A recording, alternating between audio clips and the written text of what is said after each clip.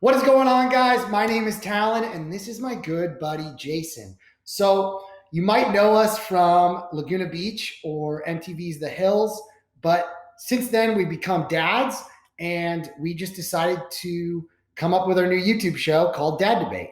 Yeah, so guys, we wanted to create this show as obviously new fathers. We thought, when we were out there looking for some insight or direction, there was not much out there. And the people that did have some stuff for a following, we couldn't really connect with. So we wanted to create something where we actually talk about our own personal experiences with our kids, what has worked, what has not. And hopefully you guys will be able to chime in, share what's worked with you guys and what hasn't. So we're here and we're going to debate. Talon over there in Nebraska, me here in California. It's on, son. Yeah, let's do it. So with that, we're going to jump into our first topic. Jason, are you ready? Let's go.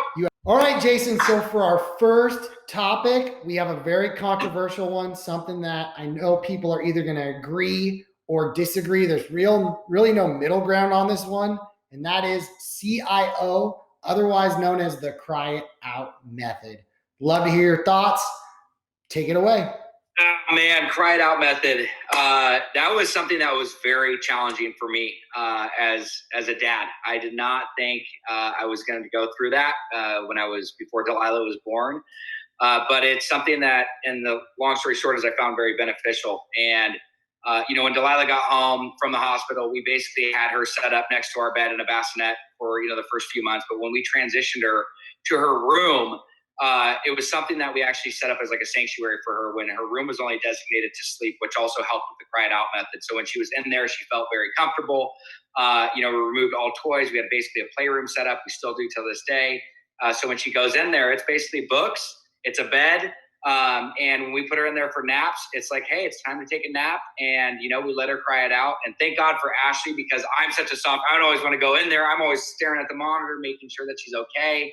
But Ashley, reassured me, and especially after doing a lot of reading and doing some classes, that this is the best modality. And that way they actually get into a routine, which we found out is very, very important for any kid, is a routine and structure, because it creates a sense of safety.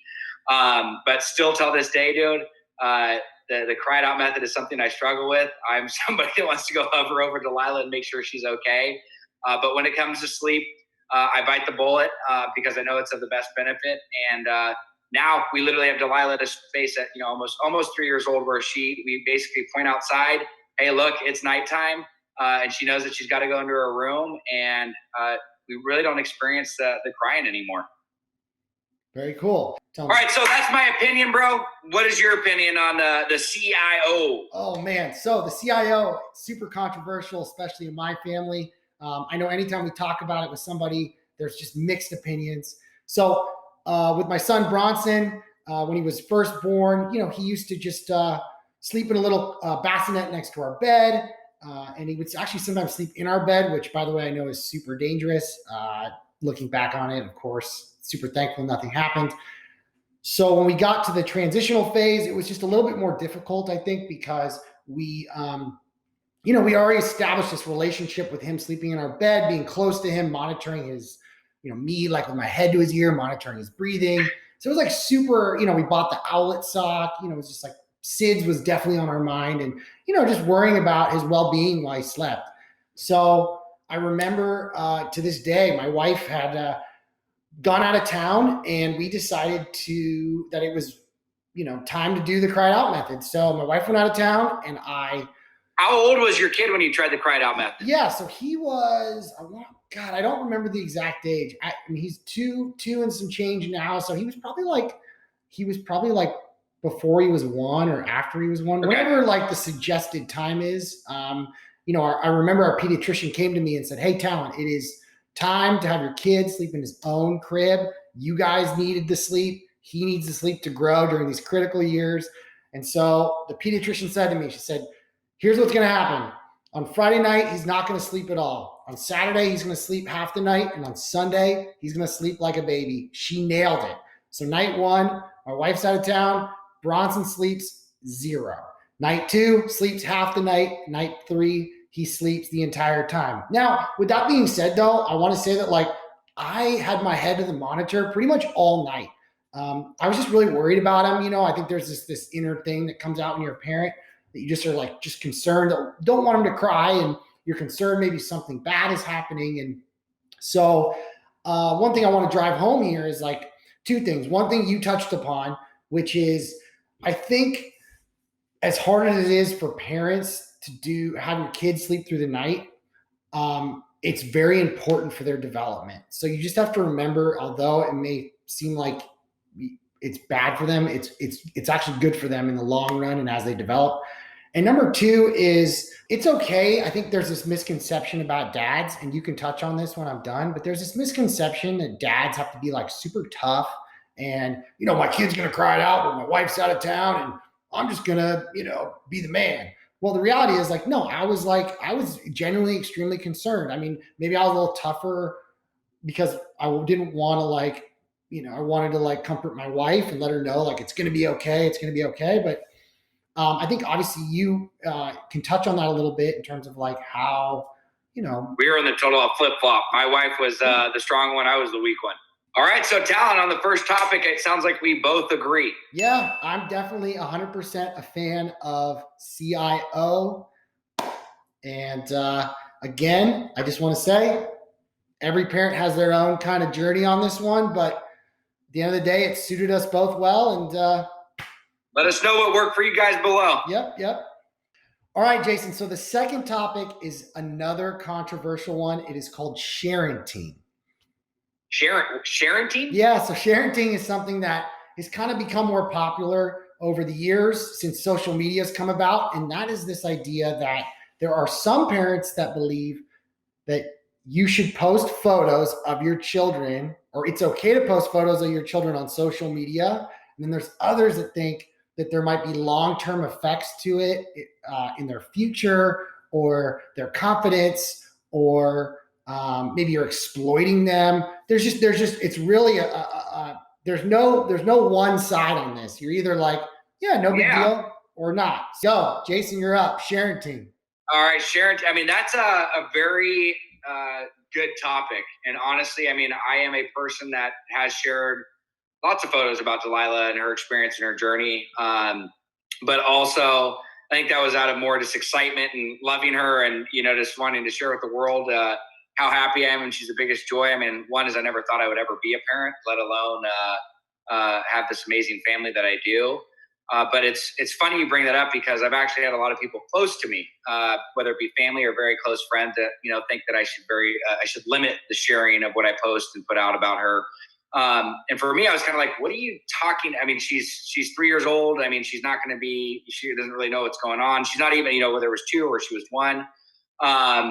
But as she gets older, I can definitely see how it can definitely play an effect and things like that. So I'm a lot more mindful of what I post, or, you know, of her or around her. And if there's special moments that I want to share, you know, with friends or fans or whatever it may be, I mean, I'll share those moments, and it's things that I'm very respectful of, and I think it's in good light, because I also think it's important to be able to share the interactions and the importance of being there with your kids and having experiences with them. And because that's the way our world has really shifted. I mean, a lot of people communicate through social media, and you can use it for a really good platform, or it can be used for a very negative. So for me, I think it's mindfulness. I think it's, you know, you can actually utilize it from a component where you can share healthy behaviors, give other people insight and ideas, kind of like what we're doing right here, right? Do you think that it'll affect their confidence as they get older? You can tell me about that, because I don't know how it's going to affect their confidence when they're 3, 4 years old. I don't understand. I mean, no, I don't even know that they'll remember that. You know, it's interesting, because before this was even brought up as a topic of discussion, I never really thought about it. I just kind of shared photos of my kid to the world, with whether it be fans or friends, or, you know, just family. It's kind of like social media has kind of become a way to keep up with each other's lives. Like, I feel like I'm a part of your life and things you're doing with Delilah, even though we may not talk on a daily basis, or you know, it's become kind of a cool element. Now, with that being said, obviously there's negative sides of social media, which has become kind of controversial. So I will bring up the thing that is people are claiming is the most controversial side of this, is how will it affect their self-confidence growing up, right? So let me ask you a question though, but how, I mean, I don't agree. Yeah. I mean, I think I think it will. I think if you have a kid that's in their 7, 8, 9, 10, I think that's something to be a lot more mindful about. But I don't understand, like, as a young kid and like this, like being outside and doing things, I don't know how that's going to affect their their confidence. I mean, because something that Ashley and I have agreed with is Delilah ain't getting a smartphone until she's like in her later teens. Yeah. I mean, like we think that whole piece is our thing is similar. We think that until our son can afford the monthly plan with a summer job, then he's not getting a smartphone till he can afford it. Oh, that is not because a beeper and a flip phone, bro. Yeah, for sure. But I guess the reason why it's so controversial is because we don't yet know the implications until they happen, right? Because this generation has just started sharing, but like there's this idea that like if we're sharing like the best photos of our kids at a young age and they're groomed to only share the best photos, then they're going to have this standard of themselves that's higher, or maybe they're more, adept to like getting scrutinized over things that have been posted of them as children. So I think, hey, look, I think for us maybe this is a great thing is we'd love to get your guys' feedback and your insight, because for me, I think you can use it as a good platform. Like I said, it's not like that when I post stuff around Delilah, she's not always just dolled up or doing things. It's like we're interacting, we're playing with horses, we're planting vegetables, we're picking lettuce. I mean, there's different things. It's just really what we do. And again, I'm open to feedback on that. I personally think at a young age, I don't know how it can really affect their self-esteem or their motivation. But as they get older, I could totally see that. And that's something that they can be ridiculed for, especially if they're on the platform and people can go and see that. But if you guys have insight, I'd love to hear that feedback. So it's interesting because there's this idea that like, of course, like confidence, I don't know, we're not going to see the long-term effects till they actually happen, in terms of like taking only perfect photos, right? And having the standard of yourself. But the big one here is the safety and well-being of your child, right? So you have like location, you have maybe if they're really young, you might post a photo of them like, with their shirt off or something, and you have sexual predators that, comb through the internet trying to find this stuff. It's interesting how that can come into play. I mean, even though your child might not get physically harmed by one of these people, these predators, the fact or the idea that they might be like drooling over your child is like, it's fucking gross. That's pretty gross. I mean, yeah, I think that's a really good point. And I think again that's something to look at. I mean, that's something that definitely, brings a concern, and it makes you think a little bit different. I would say this, and I think we're both on the same page, because if you look at both of our Instagram accounts, you can see that we're constantly sharing photos of our kid, right? And so, but I think what you can see is like we're really tasteful about it. What you're seeing is really organic. We're like not trying to like set up photo shoots with our kids to like take that perfect moment. We're really just trying to just share our lives like anyone would do. And I think like Jason said, and it's a part of our world, it's a part of this connectivity over our smartphones is just a part of our world. So I kind of, my wife used to make fun of me that I didn't take good Instagram photos, like, because like, I was like, you know what, this is just for my good buddies and my wife. And she's like, no, you have 39,000 followers. Like you need to care more about like what you put out. I'm like, oh shit, you're right. The point that I'm making is that like, I think we can both agree that it's okay to share photos of your kids on the internet as long as they're done, tastefully, and as long as like, it's something that, I guess a good rule of thumb, Jason, is that as long as it's something could potentially be on the internet forever. And if you can look at it that way. The main thing for me is I'm mindful about it, but I'm open to anybody's, thought process around that, because again, I'm not educated enough around that. So if there's people that are watching this that have some really good insight or feedback, please share it. I mean, because the way I see it now is right now it's been okay, very, very tasteful, sharing our lives. But as they get older, kind of more minimal, if any. But then you bring up the point about the predators and the different things out there. It's scary because there's a lot of sick people out there. So yeah, I don't know. I think we agree on this last topic. Yeah, I would say, do we agree? I think we agree. I think we both agree that it's okay to share photos of your kids on the internet as long as it's done in a safe and tasteful manner. I think it's all right. I think it's okay. But again, open to hearing kind of your thoughts on it in the comments below. Well, look, this concludes Dad Debate episode 1. I think these are great topics. I think for us, it's nice to kind of revisit this, especially as we're going through this. And because I know that we want to have more kids and that it's going to be cool to be able to look back, but we really look forward to getting your guys' feedback. But that concludes Dad Debate episode 1. Please comment below. Let us know different topics we should debate. We want to make this a community of a bunch of dads and parents. So moms, if you're out there, don't sweat it. Get in on the action.